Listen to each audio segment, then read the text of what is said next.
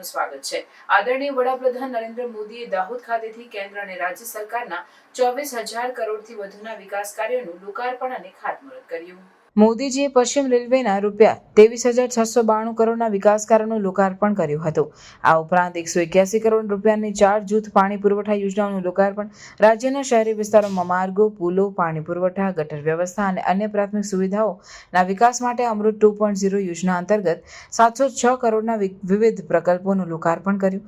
આ પ્રસંગે મુખ્યમંત્રીએ જણાવ્યું હતું કે દાહોદ નગરપાલિકાનું નવું ભવન, આધુનિક આદિવાસી સંગ્રહાલય, સ્માર્ટ પુસ્તકાલય, સ્માર્ટ પ્રાથમિક શાળા, દૂધમતી નદી, રિવરફ્રન્ટ વિકાસ સહિતના શહેરી સુવિધાઓના પ્રકલ્પો દાહોદના નાગરિકો માટે ઇઝ ઓફ લિવિંગની સોગાત લઈને પ્રધાનમંત્રી આવ્યા છે। આ પ્રસંગે ગુજરાતના મુખ્યમંત્રી ભૂપેન્દ્ર પટેલ, મંત્રી કુંવરજીભાઈ બાવળિયા અને અન્ય મહાનુભાવો ઉપસ્થિત રહ્યા હતા। રિપોર્ટર કશ્યપભાઈ ભટ્ટ, અમદાવાદ।